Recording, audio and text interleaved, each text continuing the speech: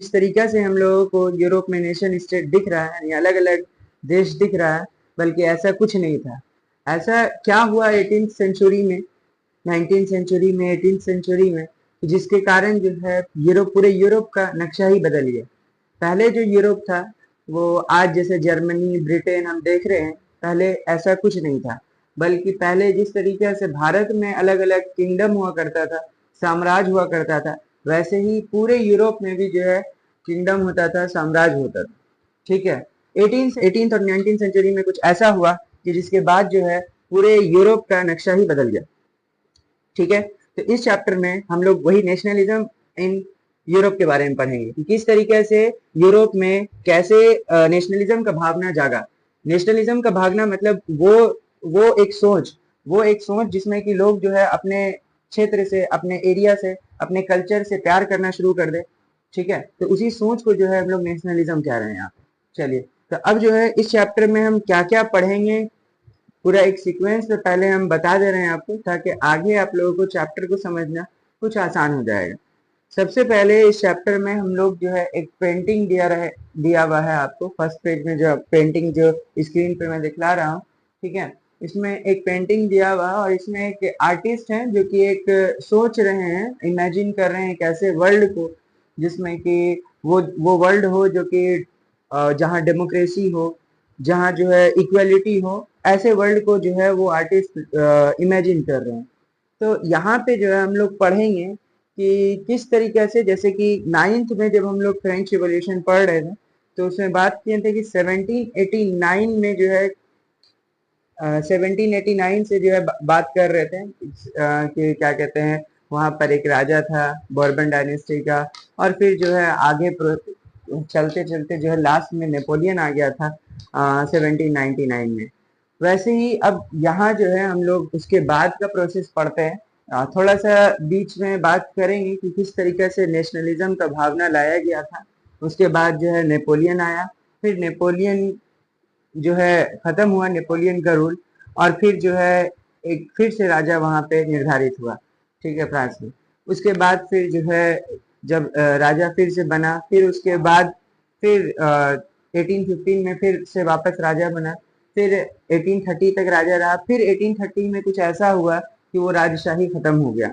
ऐसे करके फिर आगे चलते रहेंगे, फिर आगे पढ़ेंगे कि कैसे इटली यूनिफाई हुआ, कैसे जर्मनी यूनिफाई हुआ, ठीक, कैसे ब्रिटेन यूनिफाई हुआ, और लास्ट में हम लोग केस पढ़ेंगे बल्कन्स का, और और फिर बात करेंगे क्यों फर्स्ट वर्ल्ड वॉर जो है हुआ। ये सारे बातें हम लोग इसी चैप्टर में पढ़ेंगे, जिसका नाम है the rise of nationalism in Europe. चलिए, तब अब शुरू करते हैं हम लोग। सबसे पहले जो हम लोग को स्क्रीन पे दिख रहा है वो क्या दिख रहा है कि rise of nationalism in Europe में एक फिगर हम लोगों को दिख रहा है। अब देखिए इस फिगर से क्या समझाया जा रहा है। 1848 में देखिए, ये फिगर जो है 1848 में जो है बना है, मतलब इशू हुआ है। तो अब देखिए 1848 में जो इशू हुआ है, इस फिगर से क्या डिसेंबल किया जा रहा है।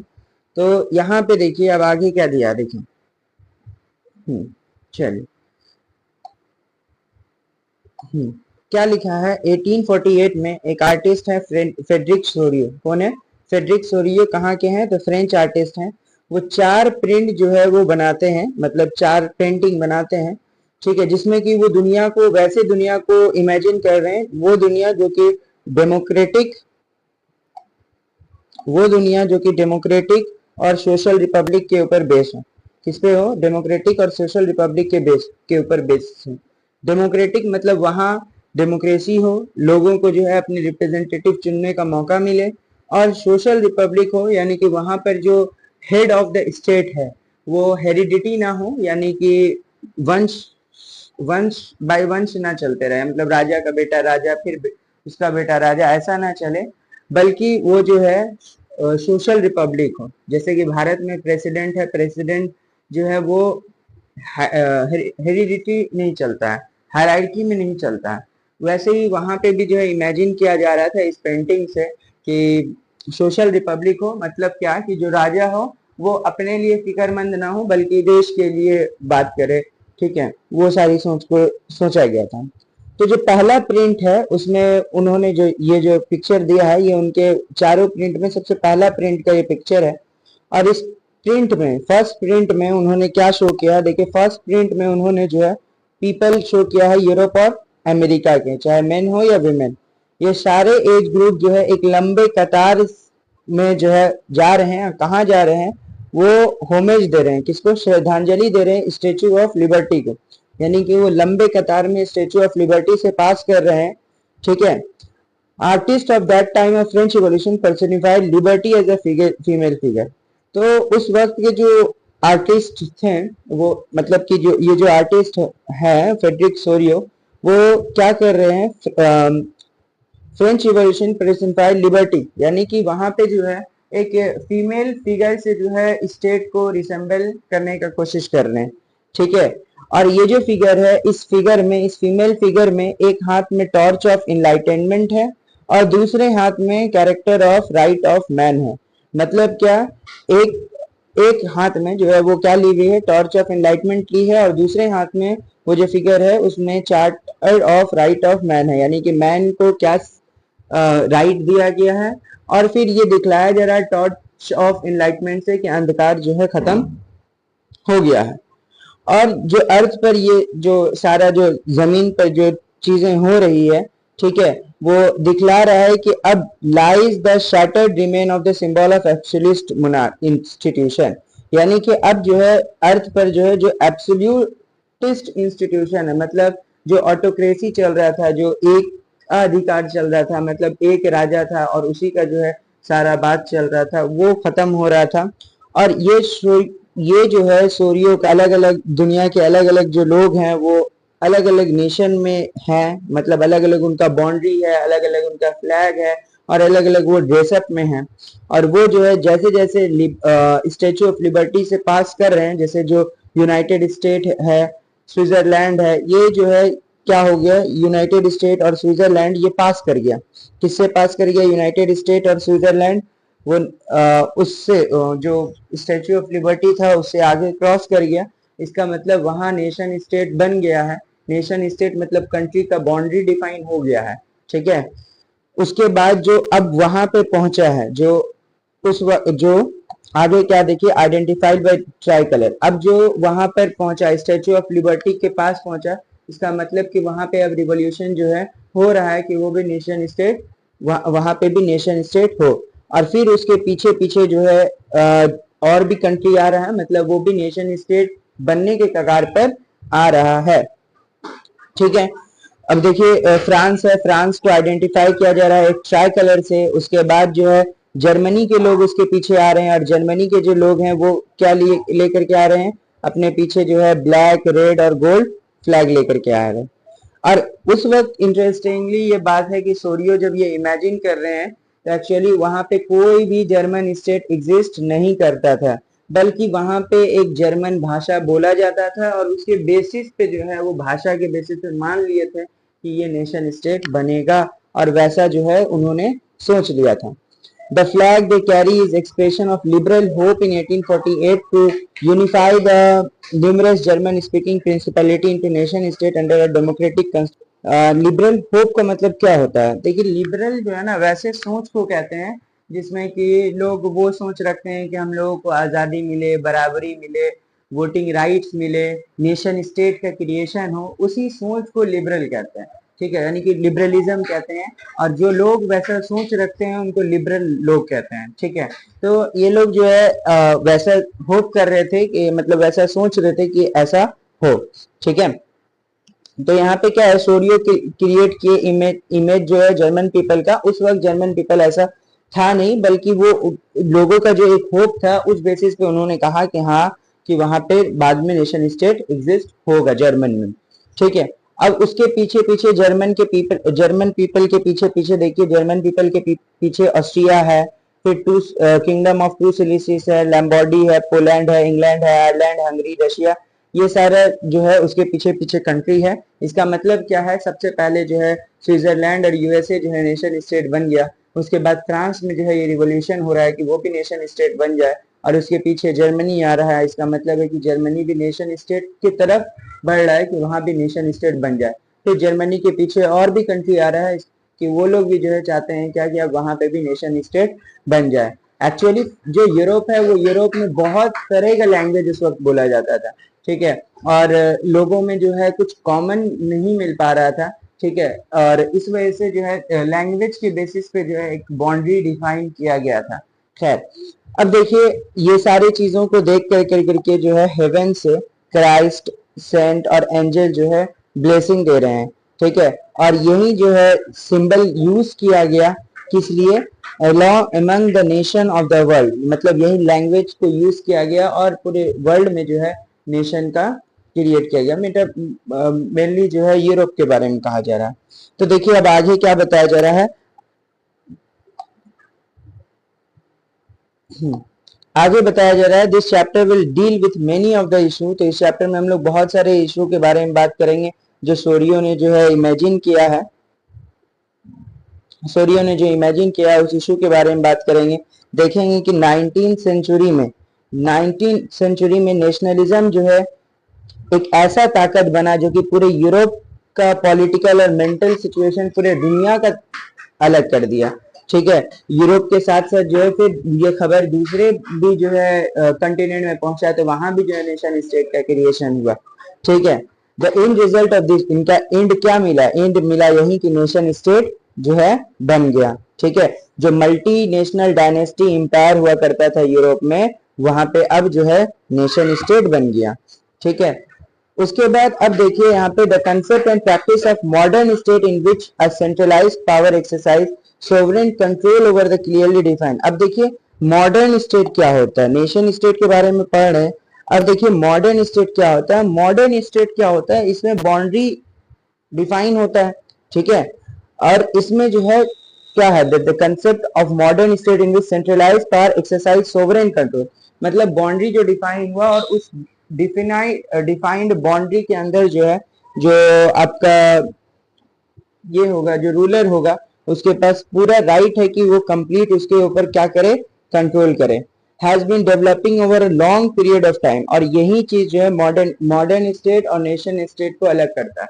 देखिए मॉडर्न स्टेट क्या है, मॉडर्न स्टेट वो सोच है जिसमें कि टेरिटरी का बाउंड्री बन गया, अब उस टेरिटरी के अंदर जो है अलग अलग तरह के लोग हैं, ठीक है, और उसमें जो है एडमिनिस्ट्रेटिव सिस्टम के थ्रू जो है वहां पे क्या है उसको रूल किया जा रहा है। जैसे कि सपोज इंडिया एक मॉडर्न स्टेट है, अब इसमें देखिए अलग, अब जैसे कि अगर हम छोटे से क्षेत्र अगर स्टेट के बारे में बात करें तो बिहार के बारे में ही बात करें तो थोड़ा थोड़ा दूर पे बिहार में भी अगर जाएंगे तो भाषा जो है बदलता रहता है, मतलब बोली बदलता रहता है, ठीक है। तो वैसे ही अब यहाँ पे क्या है मॉडर्न स्टेट है, ये डिफाइंड टेरिटरी है। अब डिफाइंड टेरिटरी के अंदर जो है एक जो है रूलर्स जो है वो क्या कर रहे हैं उसको यूनाइट करने की कोशिश कर रहे हैं। बट जो है अगर हम बात करें, देखिए अब आगे क्या है नेशन स्टेट। नेशन स्टेट में क्या होता है, in which majority of the citizen not only the ruler came sense of common identity and share a history और डिसेंट। तो इसमें क्या है एक कॉमन आइडेंटिटी देखने को मिलता है नेशन स्टेट में, लेकिन मॉडर्न स्टेट में जो है कॉमन आइडेंटिटी नहीं देखने को मिलता है।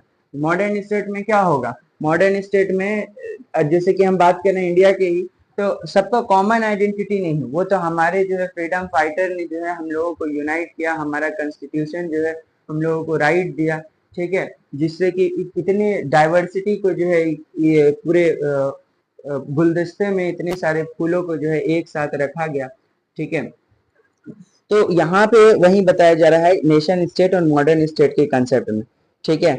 और this commonness did not exist from time immemorial, it was forceful struggle. तो देखिए ये जो कॉमननेस आया मतलब वहां पे जो नेशन स्टेट बना, नेशन स्टेट में क्या होता है रूलर भी और वहां के लोग भी उनका जो है एक ही कॉमननेस होता है, और ये आया तो कैसे आया, तो ये वहां के लोगों के स्ट्रगल के थ्रू आया, लीडर्स के स्ट्रगल के थ्रू आया। तो इस चैप्टर में हम लोग बात करेंगे नेशन स्टेट के बारे में, और नेशन स्टेट और नेशनलिज्म, नेशनल स्टेट क्रिएट हुआ और वहां पे नेशनलिज्म का भावना कैसे आया पूरे 19th सेंचुरी में, पूरे 19th सेंचुरी में नेशन स्टेट और नेशनलिज्म का भावना कैसे आया। आगे यहाँ तक समझ में पक्का। अब हम लोग बात करेंगे the French revolution and the idea of nation के बारे में, यानी कि फ्रांस में जो क्रांति हुआ और जो नेशन का जो आइडिया था, एक सोच था, उसके बारे में बात करेंगे। देखिए क्या लिखा हुआ है, the first clear expression of nationalism. देखिए इससे पहले जो हम लोग जब 9th क्लास में पढ़ रहे थे तो फ्रेंच रिवॉल्यूशन के बारे में पढ़े थे, जो कि 1789 में हुआ था। जैसे कि हम लोग फ्रांस में देखे थे कि फ्रांस में जो है, जो 1789 के समय जो है वो क्या था, एब्सोल्यूट मोनार्की था, यानी कि वहां पे मोनार्की था, राजा हुआ करता था। अब जो है उसके बाद कुछ ऐसा हुआ कि वहां का जो है पॉलिटिकल और जो कॉन्स्टिट्यूशनल चेंजेस इस तरीका से हुआ कि मोनार्की से पावर किसके हाथ में आ गया, फ्रेंच सिटीजन के पास आ गया। और ये फ्रांस के जो लोग थे जो रिवॉल्यूशन किए, ये वो पीपल ही थे जो कि क्या किए, अब नेशन को क्या किए, खुद से कंस्टिट्यूट करने का कोशिश किए और अपना मुकद्दर खुद से बनाए, शेप इट्स डेस्टिनी। तो देखिए ये चीज जो है लाया कैसे गया, तो देखिए शुरुआत से ही जो है फ्रेंच रिवॉल्यूशनरी जो है बहुत सारे मेजर और प्रैक्टिस को मतलब बहुत सारी चीजें किए जिससे कि क्या लाने का कोशिश किए, सेंस ऑफ कलेक्टिव आइडेंटिटी। अब सेंस ऑफ कलेक्टिव आइडेंटिटी लाने के लिए क्या क्या किया गया, द आइडिया ऑफ ला पैट्री एंड ला ले सिटीजन इम्फेसिस। मतलब क्या कि ये जो जमीन जहां लोग रह रहे हैं वो हमारे किसका है, फादरलैंड है, यानी पितृभूमि है। और ली सिटीजन मतलब उस जमीन के हम लोग नागरिक हैं। ये आइडिया को जो है इम्फेसिस किया गया। इसके अलावा दूसरा पॉइंट में क्या लिखेंगे कि यहाँ पे जो है इक्वल राइट्स, कॉन्स्टिट्यूशन के तहत जो है इक्वल राइट्स दिया गया। ठीक है, फिर तीसरा पॉइंट क्या हो जाएगा कि फ्रेंच फ्लैग जो है जो ट्राई कलर था उसको चूज किया गया। किसके जगह पे चूज किया गया, तो जो रॉयल शाही जो फ्लैग था उसके जगह पे फ्रेंच फ्लैग को अडॉप्ट किया गया। उसके बाद जो है स्टेट जनरल को जो है इलेक्ट किया। अब स्टेट जनरल को कौन इलेक्ट करेगा, तो जो उस समय सिर्फ एक्टिव सिटीजन को ही वोटिंग राइट होता था, तो स्टेट जनरल को इलेक्ट किया गया। और स्टेट जनरल को इलेक्ट कर करके उसका नाम अब स्टेट जनरल से क्या रख दिया गया, नेशनल असेंबली रख दिया गया। ठीक है, स्टेट जनरल को इलेक्ट किया गया और उसका नाम जो है नेशनल असेंबली रख दिया गया। अब देखिए आगे क्या किया गया, नया सॉन्ग्स वगैरह जो है कंपोज किया गया। इसके अलावा ओथ लिया गया। ठीक है, और जो शहीद हुए थे उनको सराहा गया, यानी कि उनको याद किया गया। ठीक है, उसके बाद आगे क्या किया गया, यानी कि ये पॉइंट हो गया, इस पॉइंट को भी हम नोट डाउन कर लीजिएगा। नेक्स्ट क्या किया, एक सेंट्रलाइज एडमिनिस्ट्रेटिव सिस्टम लाया गया, यानी जहाँ पे मतलब एक वैसा सिस्टम, ठीक है, जिसमें कि एक अच्छे प्रॉपर मैनेजमेंट के साथ जो है पूरे देश को चलाया जाए। ठीक है, यूनिफॉर्म लॉ लाया गया, सबके लिए बराबरी मिले, जो भी लोग जो है टेरिटरी के अंदर रह रहे हैं उनको सबको बराबरी मिले। उसके अलावा जो है क्या किया गया, इंटरनल कस्टम ड्यूटीज और ड्यूज। मतलब क्या कि इंटरनली जो बैरियर वगैरह होता था, ठीक है, उसको खत्म किया गया। इंटरनल जो है बैरियर हुआ करता था, कस्टम ड्यूटीज और ड्यूज को जो है वो क्या किया गया, अबॉलिश कर दिया गया। एक यूनिफॉर्म वेट और मेजर सिस्टम लाया गया और फ्रेंच लैंग्वेज को प्रमोट किया गया। क्या किया गया, फ्रेंच को जो है लैंग्वेज ऑफ नेशन के तौर पे जो है देखा गया। किसके तौर पे देखा गया, फ्रेंच को लैंग्वेज ऑफ नेशन के तौर पे देखा गया। मतलब क्या, फ्रेंच लैंग्वेज को प्रमोट किया गया। ठीक है, अब देखिए यहाँ पे जो ये सारा जो पॉइंट था किस तरीके से सेंस ऑफ कलेक्टिव बिलोंगिंग लाया गया, ये बहुत इंपॉर्टेंट पॉइंट है।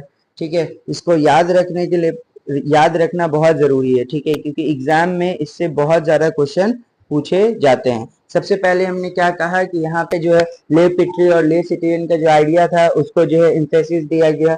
उसके बाद सबको इक्वल राइट मिले, बराबरी मिले। फ्रेंच फ्लैग को अडॉप्ट किया गया जो कि ट्राई कलर था। पहले राजशाही फ्लैग को हटा करके फ्रेंच फ्लैग अडॉप्ट किया गया। उसके बाद वोटिंग हुआ। ठीक है, एक्टिव सिटीजन के द्वारा वोट दिया गया। और फिर जो है स्टेट जनरल जो चुने, किसको, स्टेट जनरल को, मतलब रिप्रेजेंटेटिव को चुने, उसको स्टेट जनरल कह रहे हैं। और उसका नाम रख दिया गया क्या, नेशनल असेंबली नाम रख दिया गया। सॉन्ग्स वगैरह बनाया गया, ठीक है, जिससे कि लोगों को लगे कि हम एक है, वैसा वाला। उसके बाद ओथ लिया गया। ठीक है, और जो शहीद थे उनको क्या किया गया, सराहा गया, याद किया गया। उसके बाद छठा पॉइंट हम क्या कह सकते हैं कि एक सेंट्रलाइज्ड एडमिनिस्ट्रेटिव सिस्टम लाया गया, जिसके तहत जो है अच्छे से जो है पूरा एडमिनिस्ट्रेशन चलाया जा सके। सबके लिए बराबरी वाला कानून लाया गया, यूनिफॉर्म लॉ सारे सिटीजन के लिए, जो भी इंटरनली ड्यूटीज वगैरह था, अलग अलग जगह पैसा जो लगता था उसको खत्म किया गया। उसके बाद यूनिफॉर्म वेट का सिस्टम लाया गया। पहले होता था क्या कि एक जगह से दूसरी जगह जब जाते थे ट्रेडिंग के लिए, तो वहां पे व्यापार करने में बहुत दिक्कत होता था, क्योंकि वहां पे वेट सिस्टम भी अलग था, मेजरमेंट सिस्टम भी अलग था और करेंसी भी अलग अलग चलता था। उसको यूनिफॉर्मिलिटी लाया गया।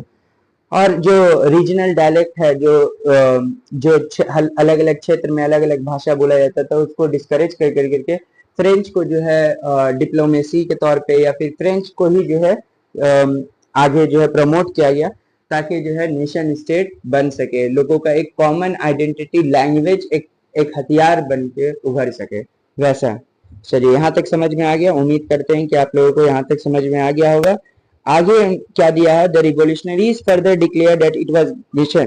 तो वहां जो रिवोल्यूशनरीज थे वो लोग जो है एक मिशन लेकर के चले थे कि वो जो है क्या करेंगे, फ्रांस के सिर्फ फ्रांस के ही लोगों को नहीं बल्कि पूरे यूरोप को जो है इस डेस्पोटिज्म से बचाएंगे, यानी कि इस डेस्पोटिज्म से बचाएंगे, यानी कि ये जो तानाशाही चल रहा है इससे पूरे यूरोप को बचाएंगे। When the news of the event in the France reached the different cities, अब क्या है, ये जो खबर जो है अलग अलग शहर में पहुंचा, ठीक है, यूरोप के। तो स्टूडेंट और एजुकेटेड मिडिल क्लास जो है वो क्या सेटअप करने लगे, तो जैकोबिन क्लब सेटअप करने लगे, ठीक है। अब जैकोबिन क्लब जो वो लोग सेटअप करने लगे, मतलब ये एक सीक्रेट क्लब है, यहाँ पे जो है सीक्रेटली जो है बातचीत करते थे, आगे क्या करना है, कैसे रिवॉल्यूशन होगा, इन सारी चीजों पे वो लोग जो है सीक्रेट सोसाइटी में बात किया करते थे।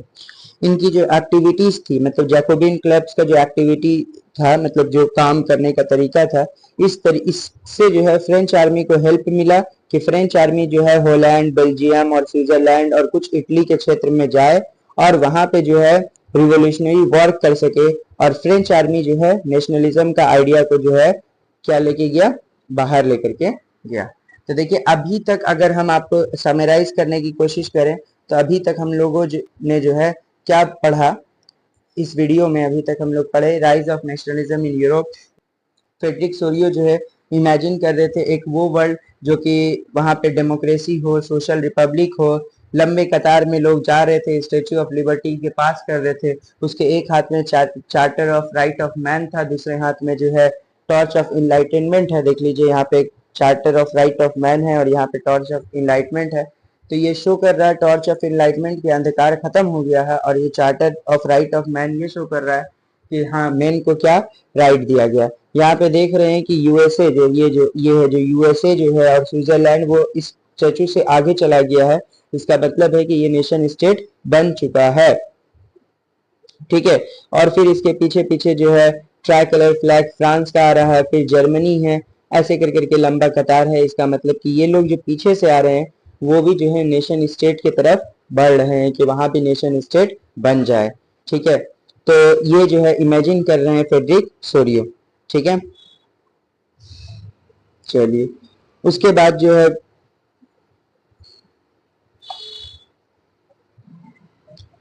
फ्रेडरिक सोरियो ये इमेजिन कर रहे हैं। फिर यहाँ पे क्या है कि इस चैप्टर में हम लोग क्या करेंगे, डील करेंगे। इस चैप्टर में हम लोग किसके बारे में बताएंगे कि डील करेंगे कि कैसे नेशनलिज्म एक ऐसा हथियार बना जो कि पूरे यूरोप से जो है इस डेस्पोटिज्म को खत्म कर दिया और नेशन स्टेट का क्रिएशन कर दिया।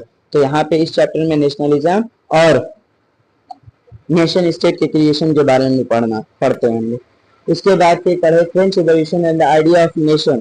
फ्रेंच रिवॉल्यूशन और आइडिया ऑफ नेशन में हम लोग पढ़े, ठीक है, कि 1789 के वक्त जो है वहां पे मोनार्की था, किस तरीके से मोनार्की खत्म हुआ, लोगों के हाथ पावर गया। लोग चाहते थे कि अब जो है लोगों के पास पावर आए, ना कि एकाधिकार हो। फिर ऐसा करने के लिए क्या किया, कलेक्टिव बिलोंगिंग लाया गया, ठीक है। एक वो सोच जिसमें कि लोगों को लगे कि हम एक है, और उसके बारे में हमने तो डिस्कस कर ही लिया, ये सारे इन सारे पॉइंट्स को जो है हमने डिस्कस कर लिया, ठीक है, कि कैसे जो है सेंस ऑफ कलेक्टिव बिलोंगिंग लाया गया। इसको पढ़िएगा, ये बहुत इंपॉर्टेंट है, ठीक है।